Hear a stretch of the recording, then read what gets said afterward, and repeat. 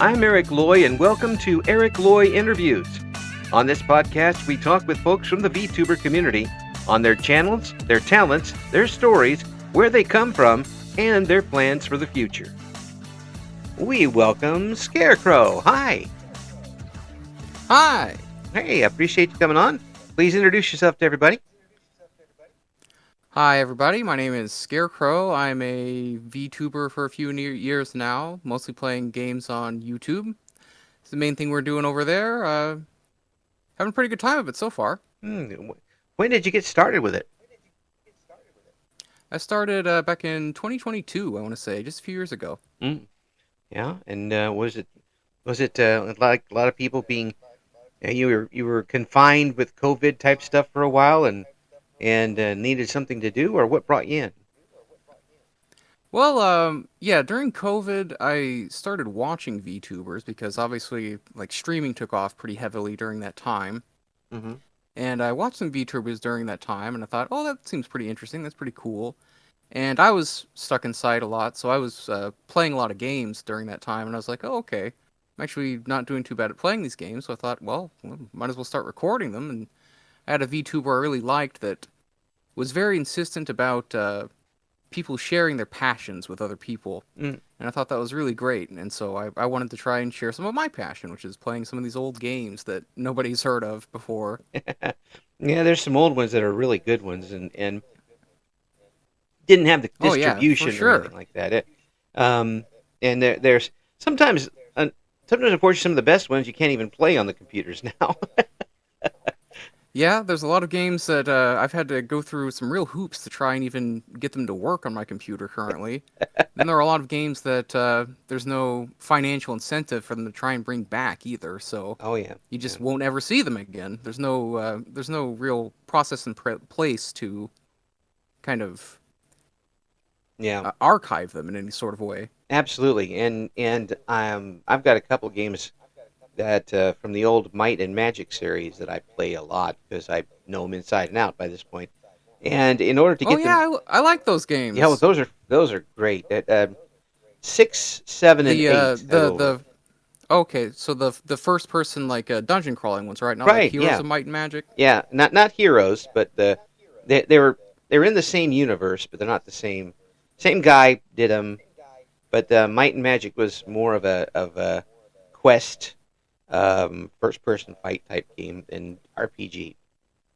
Yeah, I remember those. Yeah. I think I played them on Super Nintendo. Yeah, they've been around for quite a while. Oh, a long time. And I found that one of the sites had it, and it could play on my Windows machine. And it took a while, but I can get my computer to be dumb just enough to get it to work. It doesn't like it, but it does work. It's a real hassle getting some of those old games to work nowadays. You got to go through compatibility mode and all this nonsense, and I got to trick my computer into thinking it's a older computer. Like all this nonsense. Yeah, or create a partition so you can create basically a new computer in your old computer type of stuff. Oh yeah, the virtual machine stuff. Yeah. That stuff's really annoying to do. Yeah, and I'm just scared to death to do something like that because I don't know how to fix it if it doesn't work. What am I doing? And there are some games that are out there, like in I don't know whether they're still there or not, but the archives used to have a lot of older games, and you can play them kind of. Emulate them there, but it doesn't really work right, or your computer's too fast. Yeah, I've seen that too. Some sites will have the ability to stream old games on the site, but it's usually there's adware and just a bunch of nonsense you got to deal with. It's just it doesn't feel right to do it that way. Right. There was one game that I really enjoyed back in the 80s that I think somebody could pick up now and really do something big with, and that was Road War 2000. Road War 2000. What's that? It is a game, and in which you are. It's 2000. The world has been. It's kind of a post-apocalyptic thing where the world has had a virus that has killed off a bunch of the people, and you have to go Okay, yeah, around. sure. Yeah, and you have to go around the United States and come up with a road crew to go with you. You battle other gangs. You loot, recruit, fight. You try to find these five scientists that each have a piece of the cure to put together, and you can modify your your weapons and your armor for your trucks, and Now that does sound interesting. yeah, and your people progress too, and as you go, they get better as you go. And there was an aspect Yeah, of there's an aspect of you can have the computer fight against them and just take the win or the loss, or you can do it manually and be able to get another vehicle. Um, oh, okay, that's pretty interesting. yeah, now that takes a while. It took a while on the old Commodore 64, but um, Oh yeah, I'm sure. it was worth it though. It was a lot of fun. And these days, somebody should be able to put something like that together out of nothing. Um, I've found Yeah, it. so is it mostly a text-based game? There's a lot of text, basically. Yeah, there's a lot of text to it. Yes. Um, but Okay, that's what I was imagining. There's a game called Liberal Crime Squad, mm, which is like an arch conservative Supreme Court like takes everything in a really conservative direction, and you're trying to fight against that mm. through peaceful and non-peaceful means. Oh. And it sounds like a similar sort of concept where you have a group of people and you can kind of build them up over time. Like they Mhm. get better at, propagandizing or, stealing things or whatever. Right. Right. Because Right. it is obviously a crime game. Yeah. Those But yeah, types. There were a lot of those games like that back then, where it was yeah. where you got caught up in the storyline, and you had to have a good storyline back then because the graphics weren't always so good. Um, Yeah, and it's also very interesting that you create the storyline as you go along with the characters you make. Like, this absolutely. character survived this situation, and then they move on and do this. And I Yeah. think that's a very interesting way to kind of rope the player in. Oh yeah, yeah, and we had so many of those games back then, and because I think a lot of people were just programming from their homes. We could.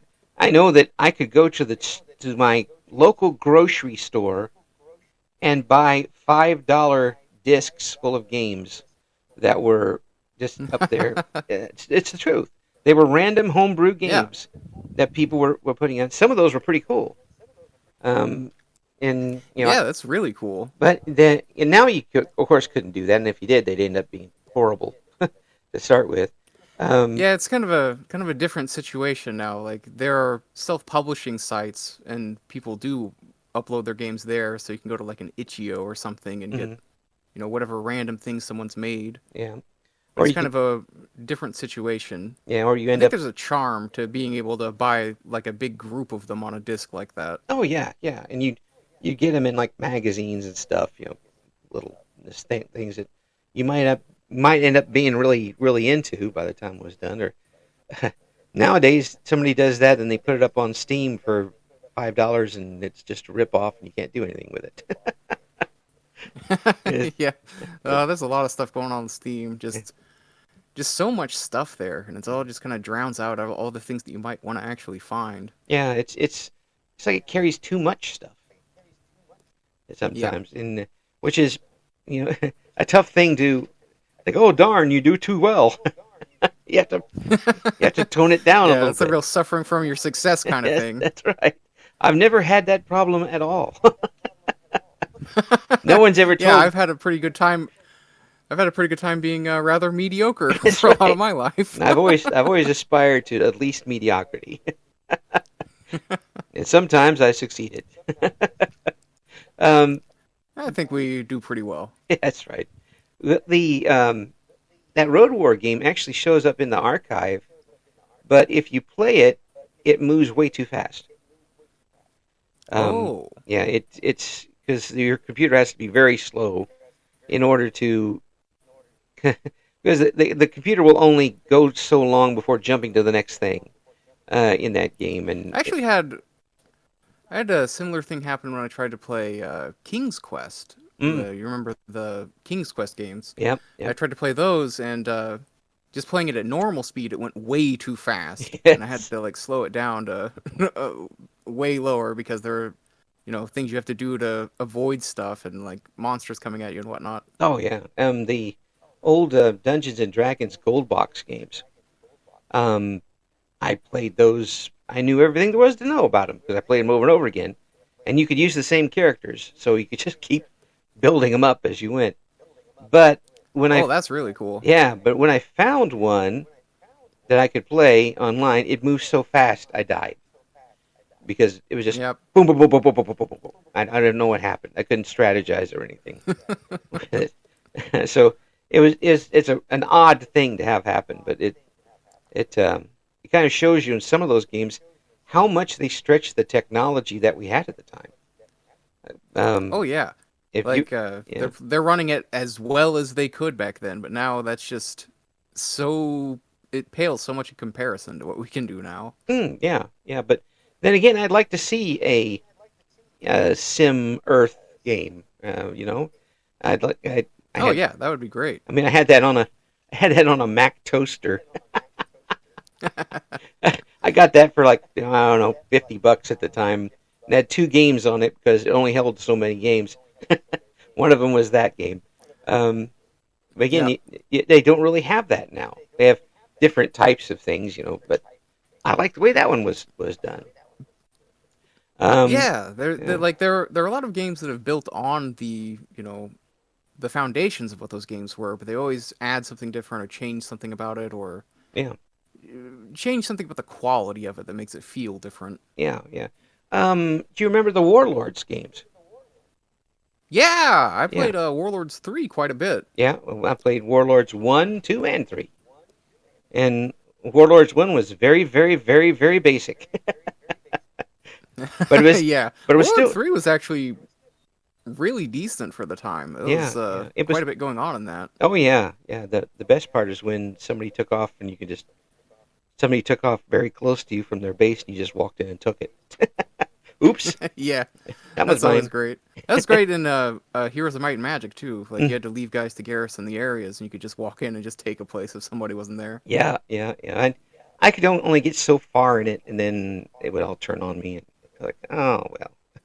Um, Yeah, there's a level at which the amount of army building you have to do is just kind of ridiculous yeah, after a while. yeah, and maybe those are.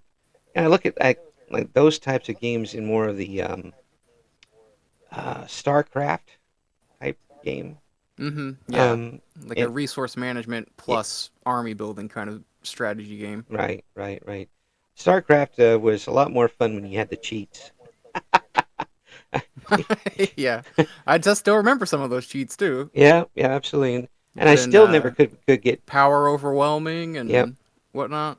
I could not get past the third thing when you are the Zorg. I couldn't beat it. Oh yeah,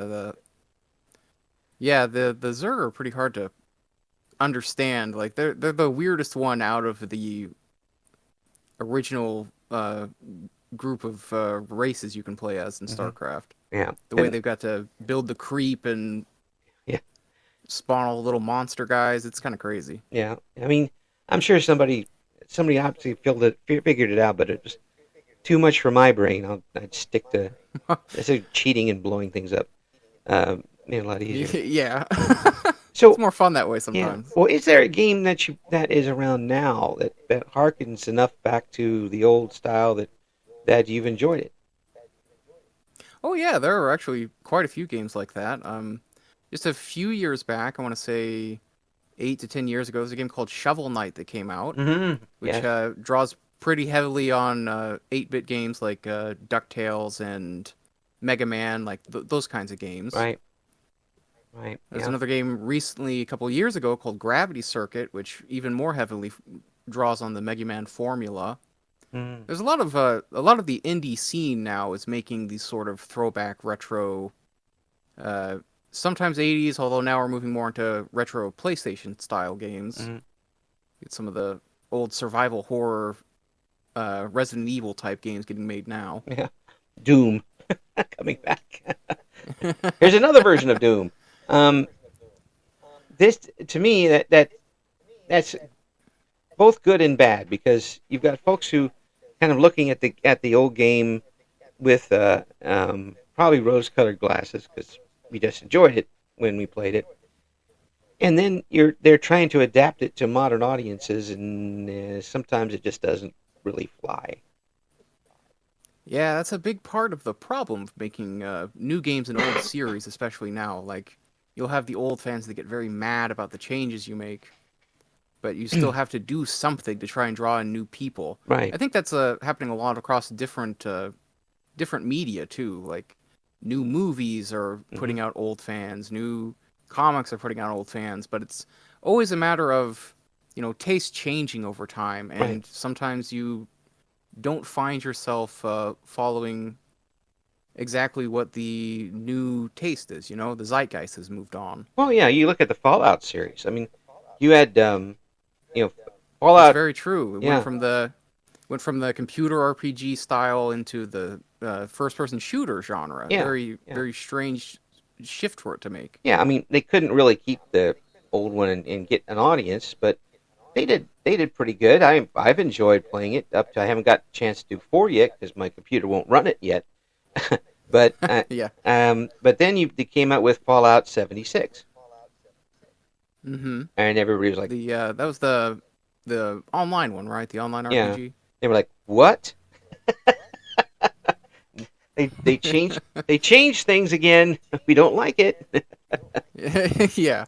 There's always something new that has to change in some sort of way. And I Yeah, think that change is a good thing overall. It's just a matter of finding your ability to adjust to it and kind of roll with what has changed. yeah. Now they made a new Baldur's Gate game recently, Baldur's Gate 3. Oh yeah, yeah. People. And that one actually does feel quite a bit like the older games, so it's kind of a nice thing to see that they can bring forward an old genre, an old style of playing the game Hmm. into the modern age and still be successful.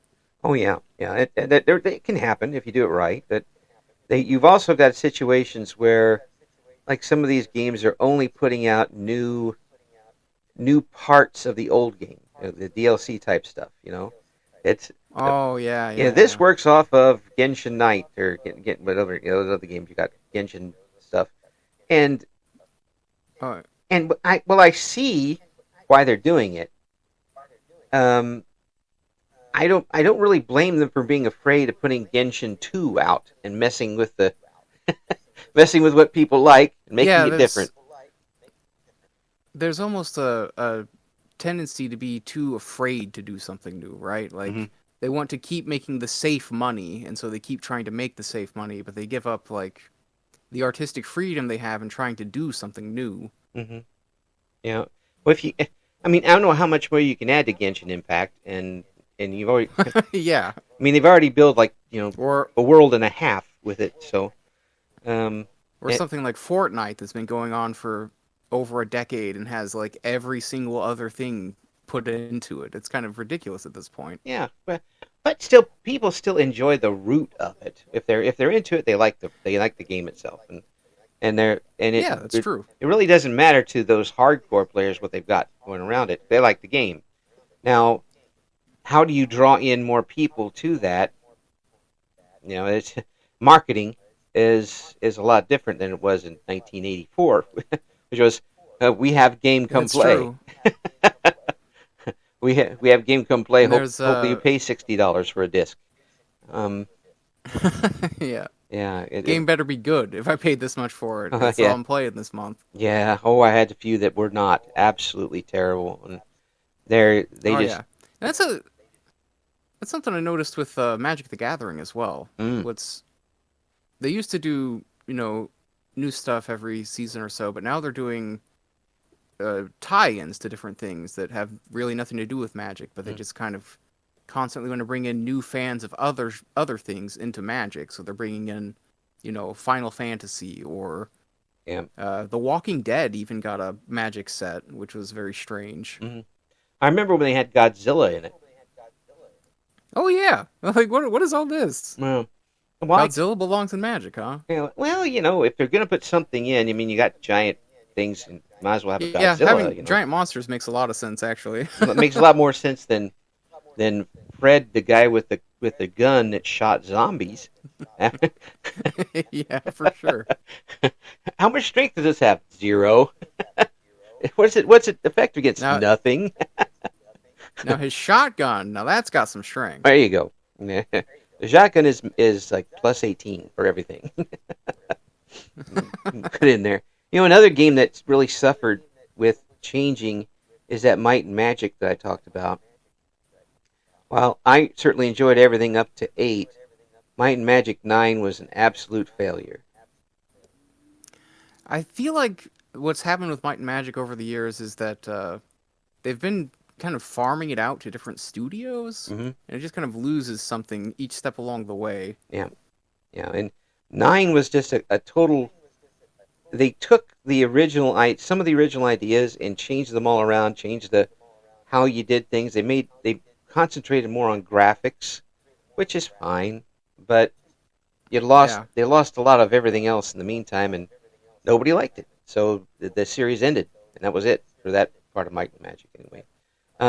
So if I that, feel like something similar happened with Ultima as well. mhm, Ultima over the years kind of changed, and then Ultima Online became really popular. Obviously, one of the first big, I guess, massive online RPGs. right, right, right, and But then they kind of shifted away what the base series is so far away that people didn't want to play that anymore. So then it was just the online game. right, exactly, yeah. It's and I'm glad I don't have to make those decisions for them because Yeah, that seems like a hard decision to make. uh, I don't want to be in charge of making these games. I'll play them. some of these is you're going to get it one way or the other type of decisions, and you have to choose which one you're going to get hurt with less. Um, Yeah, that's true for just about anything you do in the public sphere, especially now with everything online, social media, and all that. yeah. Everybody's got to have an opinion on everything, Oh well, of and they course. will let you know. I know that for a fact. And in radio, I was a talk show host in radio, and you got told very quickly. caller, I'm caller, sure. hello, you suck. Thank you. Next call. When and were you doing radio shows back in the 80s? I was in radio from '84 to um, well, it's 35 years, so in 2019. Wow, Yeah, quite a yeah. long time. Yeah, when I was in radio, Ronald Reagan was not quite in his second presidency yet. I I'm old see. man. So you got yeah, about 80, 83? Yeah, 83 and 84. We had and I was there for the coverage of the elections at the radio station, and we had a computer, which was useless because there wasn't any internet. It I was bet. basically an adding machine at the time. Everybody looked at the computer. Wow, that's really cool. What can we use it for? Typing. Okay, yeah, that's great. Yeah, I remember when I was a kid, my mom and my dad are both military veterans. My mom worked on an army base, Hmm. and I would go there as a kid, and they would have computers there. It was like my first introduction to computers. Yeah. And so I would just go there, and they had like Wheel of Fortune and Jeopardy on discs, and I would play those when I was like, I don't know, 3 or 4, Oh, that's pretty like cool, real actually. young. Yeah. If And so those are my first computers that I saw. And I'm just remembering all that back then, and that was in the 90s. mhm. So I can't even imagine back in 83 or whatever. Oh, it was awful. And we used to get we ended up changing all of our wire services onto hardwire computing. But we were getting them before over satellite to print, just strictly to a roll of print from a dot matrix printer, which ran 24 hours. And if Yeah, you I bet. and if you didn't clear it out, it was going to feed into itself and print the entire day's news in one black line across the page. And Man. calling the national network and asking them to resend everything for the last 3 hours. You can imagine what type of response you would get when you were 18 years old. Oh yeah, Yeah. I bet they would not be happy about that one. No, they weren't. But I would rather get them mad at me than the boss in that Oh, that's situation. true. That's Yeah, definitely true. yeah. That changed a lot, obviously. But for you and getting on and becoming a VTuber, um, was it a big jump for you to turn the microphone on, or had you been behind a mic before? Well, I actually do have a background in theater. Mm, I began acting as a child. mm, Uh, I guess back in kindergarten, I started doing shows, and I did them up through high school. And in college, I actually studied theater performance, so I was actually kind of used to it. mm. But when I graduated from college, I didn't end up pursuing theater. I ended up going into teaching for a while. Which can be theater. So yeah, it's a different kind of storytelling. You're It, obviously presenting, facts in front of a class. It's a little yes, bit different, but yes. it's a similar sort of public speaking kind of thing. Hmm. Now, I actually started making game videos that were just me playing a game, and I put some music with it, and it wasn't me talking at all. Oh. I played some Armored Core. It was a PlayStation mech game. Hmm. I did some arena battling in that, and I put that with music, and I started uploading that, and people had a nice response to it, and I was like, oh, okay, maybe I can make some cool videos, and I did that for a while, Yeah, and then I started actually recording myself doing commentary with the gameplay, yeah, and that went pretty well as well. So I'm still growing and getting new people coming in, and it feels pretty cool. yeah. Well, But I think having the go ahead. go on. No, go ahead. Oh, okay. I think having the background with performance, I feel a little bit looser about how I can interact and just kind of get out there and do silly stuff. Just have a good time with it. Like a big part of theater is being able to play, Hmm. and Yeah, you really need to be able to do that. To let yourself be free and not worry too much about what you're saying or doing at any given moment. yeah. Now I always had stage fright, even though even when I was doing radio, there were sometimes I know there were four digits of people listening because it was a major college football or basketball game or something, and I was just doing some stuff on it. So I knew they were there, but I couldn't see them. So to me, I was just Yeah, talking to that one person out there. But for you having that background of going in and being in front of people, did you kind of assume whatever character you were playing, or were you still you doing it? And I'd like to know what went through you to make you able to be up in front of people, because I still can't do it very well. Oh, so for performing, it's kind of a weird thing, like, especially depending on which school of acting you learn. Mm-hmm. You learn different techniques for getting into the character, right? Mm-hmm. Like, generally, the idea is it's related enough to yourself that you can kind of feel the connection with it, even though it's like yourself in a different set of circumstances, right? Okay. Like, that is usually what a character is. And so from there, it's easier to kind of extrapolate, how would I be different if this thing about myself were different? Like the ability to break into your imagination and to find, the ifs of any situation and kind of shift how your behavior would change around that. Mm. Yeah, and that helped shield you from the glares of the audience.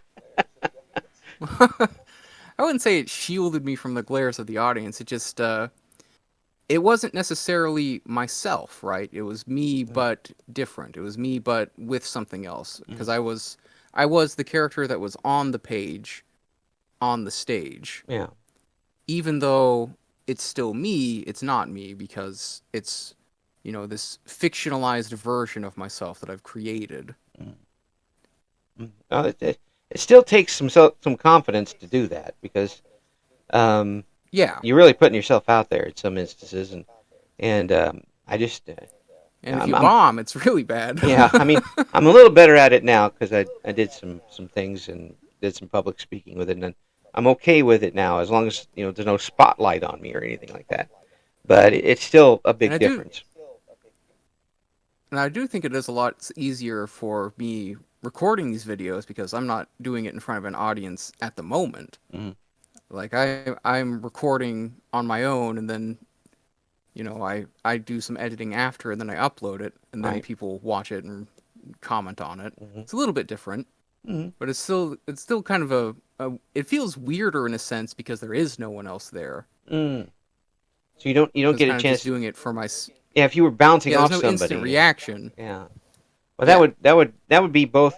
Some people take to that very quickly. For some, they just kind of assume the community and take it very quickly to heart.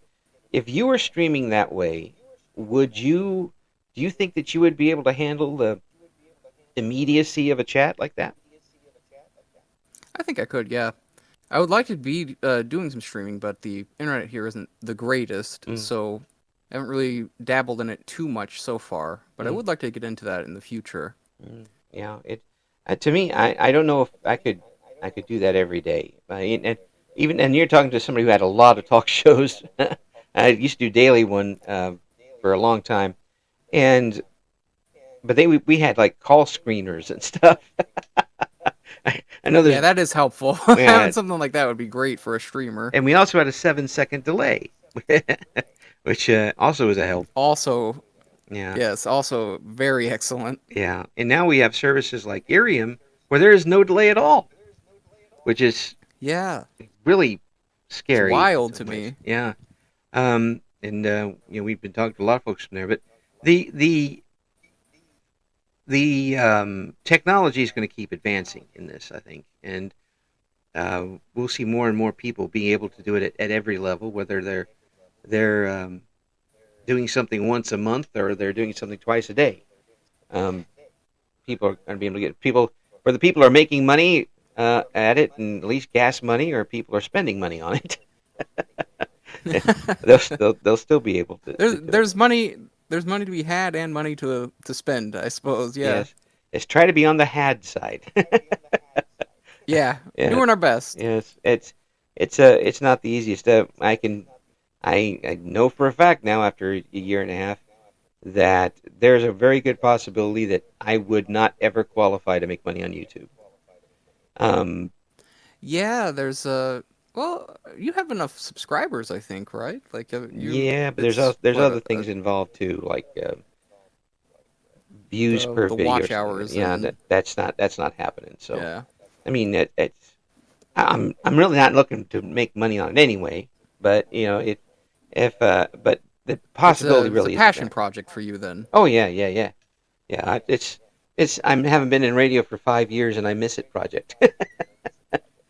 More like 6 years I now. think that's a great way to continue the sort of thing you were doing on the radio. I think this is a great idea. Like I went and listened to some of your interviews with some of the other people you've interviewed, Mm, and I thank you, found them pretty informative and thank really you. nice, and it made me feel better about coming in and having a conversation with you. Yeah, and it is a conversation. I like try to keep it that way, and that makes it a lot more comfortable for everybody because um, then you can settle back like you're drinking a coffee or something and just talk a little bit. And I imagine having an avatar kind of gives you that same feeling when you're recording, where you have it out there. It's you, but it's not really you. But you can be a lot more you than you would be without it. Yeah, it's the thing that a lot of people talk about, right? Like having a mask that is also it's a mask, but it allows you to more accurately portray yourself because Mm, it is a mask that you can kind of hide behind, but also feel more free about being yourself because you're not connected to your physical form. right, right.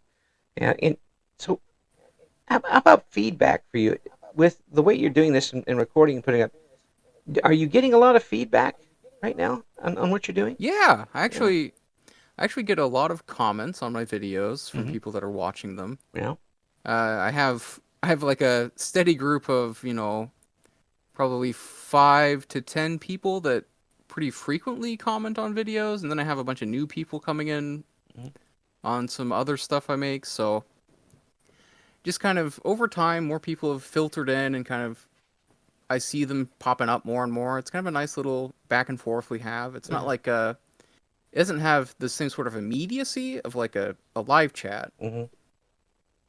but it is still pretty a nice back and forth where we can kind of talk about the games that are being played and what's going on, and Right. they'll give me hints and I'll figure things out, and it's a pretty good back and forth. Yeah, and it's another thing that would be positive is that you both have the chance to really figure out what you want to say rather than just Right. throw it That out is there.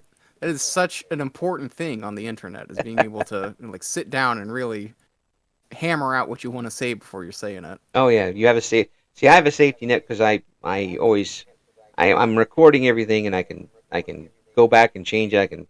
I can say a bad word and bleep it if I want to or not because I don't really Right. care. Or if something happens I can edit it out. But on the fly, what you say is there and you can't get it back.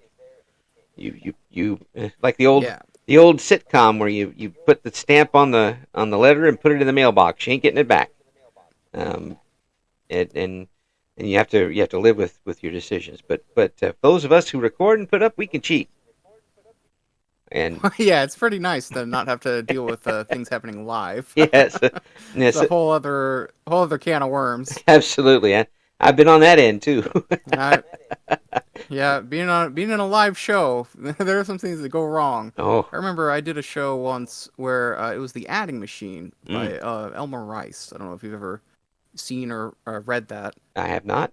but there was a scene towards the end of it where we had a device built where a man was basically strapped into a machine. Like he he literally became a human adding machine. Like Mm, kind of a whole deal, a whole theme of the play is humans being subsumed into technology, that sort of thing. wow. And Okay. so by the end of the show, he was kind of strapped to this machine with his hands on the devices, like pushing all the keys so he could keep adding stuff up. And I remember I was there, and I was the guy strapped to the machine. I was somebody that was like taking care of the device or whatever. Hmm. But something happens, and I have to have a reaction to it, and I like shove the machine, but it broke. And so like a keyboard broke off of this device and fell into the floor. Yeah. And so in the moment I had to do something about it. I had to just like I kicked it off to the side, and like it smashed against the wall, which is kind of a nice moment for everybody that was there. It was like a Yes. kind of a weird thing that's not expected to happen, Yes. and it makes it something more memorable for them, I guess. So how And it did was you sort ad of lib? How'd you get around it? yeah, so well, once the machine part broke, I looked down at it, and I like looked at it and I kicked it off to the side because I feel like that's how the character would have acted in the moment. Hmm. And so like that's what we did. And then afterwards I got a note like, "Hey, please don't kick something over that way, like you might hit something." And I was like, "Oh, okay, yeah. That makes sense." Yeah. It's kind Well, of, we had to do something. We had to do something to acknowledge the fact that that happened in the moment. they weren't there having it at their feet either. Yeah. It's like not like you could bring in the entire script writing team to come up with an idea for it. People were watching. Yeah. We can't we can't sit here and brainstorm this in the moment. We got to go. I mean, you could have kicked it into the audience. Would that have been better? Well, I mean, I kicked it over towards the side of the stage, which was towards the audience, but Man. there weren't any people sitting where I was kicking it. So like maybe it would have been good, like at a show whenever they throw a T-shirt in the crowd or Yeah, yeah. something. It's You get a keyboard thrown at their head. that's right. That'd be a hook to bring everybody in. At a certain point, the Yeah, keyboard breaks off and he kicks it into the audience. That's a yeah. pretty good idea. Now, It was a fun little moment. yeah, now with your background and with the games that you're playing, and obviously a really solid voice, have you thought about doing the voice acting thing? Yeah, actually, I have. I signed up for some services that connect you with people like what was the name of the site? Curtain Call, I think it was called. I Hmm. signed up with that, and Right. I've been kind of putting in putting in some tapes with people. I guess you'd still call it a tape, like a demo reel or something like I that, I even call though it it's a tape. online and it's a file. I, Yeah, I I guess you still call it a tape. yeah, but Yeah, I've I'm sent in some things like that, yeah, and and I and think have you got some nibbles? getting some voice acting stuff going would be pretty cool. Yeah, well, I think you can do that. And again, when folks do that, they got to remember that they're people are looking for a certain type of voice, and you just might be that voice. Oh yeah, You know, it's if they're looking for a little girl who's lost their mother, they're probably not going to pick somebody who sounds like NFL defensive lineman. right. No Yeah, that's matter. something I would say to a lot of people if they want to audition is you have to keep on auditioning. You have to keep doing it because usually the directors have some sort of specific thing they want in mind. Hmm.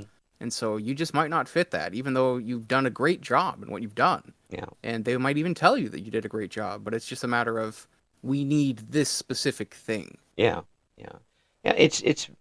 It would be very easy to not make the first couple of things and then drop out. Like, oh, they're never gonna get me. But they say, you don't make any of the shots you don't take.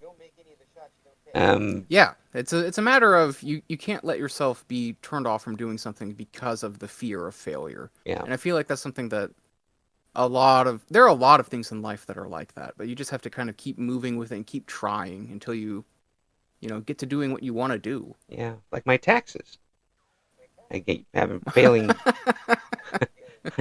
I'm gonna have to keep Uh, doing it until it's right. uh, still, yeah.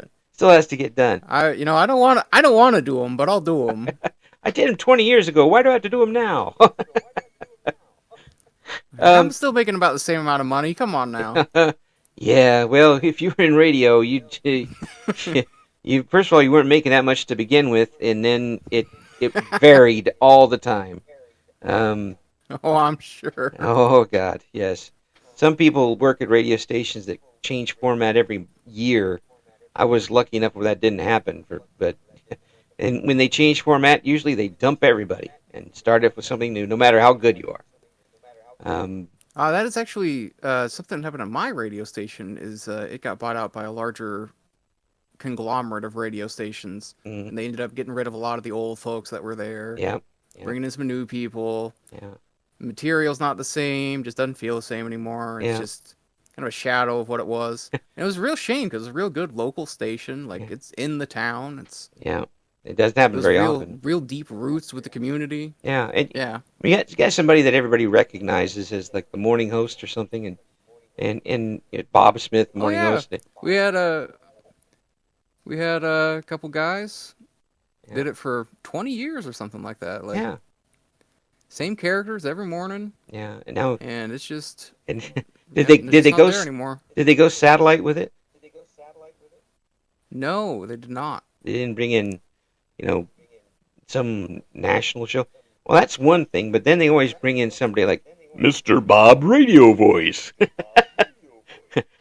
Yeah, there's a basically they found other local people, but they have mostly like their syndicated programming that they want to do on all the stations. yeah, yeah. Corporate. I'm showing them that they're number one right now out my window. You're always number one with me, with guys. a specific Yeah, with a specific finger, yeah, right? it's a very specific one. But for you, what have you got anything big coming up soon? Or are you gonna stick with what you got going on, or are there any plans to expand? Well, I would like to. I'm working on getting a better computer at the moment so that I can expand the scope of the games I'm playing. Hmm. Mostly I've been playing a lot of retro games. I'd like to move that forward a little bit more, Hmm. play some more newer games, and I would like to also, with the new computer, actually get like a VTuber model instead of Yeah, just the PNGs that I've been using. yeah, Which yeah, I've got a reactive PNG that moves its mouth when I talk, but that's not quite the same. It doesn't have the same level of expressiveness yeah, that I think would be pretty nice. yeah. And there's plenty of artists out there. I've interviewed a bunch of them. Yeah. May I show you my I list? People, but again, it's great that you've got this opportunity to do this your way at this point, and you still have a chance now to kind of spread your wings and entertain people this way, and I'm glad that you've got this chance. And Yeah, it's been really nice getting back into you know, making things again yeah, instead of doing the normal day-to-day stuff. It's nice to be able to create again. yeah, yeah. Well, folks, we're going to have all the links to Scarecrow stuff in the description for this video, and don't forget that a lot of things are on YouTube like this and Scarecrow stuff. Please come watch all of it. Yeah, give it a watch. You might like it. There's a bunch Sure. of old stuff there, but we're having fun with it. Well, when they're listening to me, they're automatically listening to old stuff, so they don't have to worry about I that. guess that's true. Thank you so much for coming on. We'll get you back again sometime. Thank you for listening to Eric Loy Interviews. Join us again next time when we talk to another member of the always interesting VTuber community.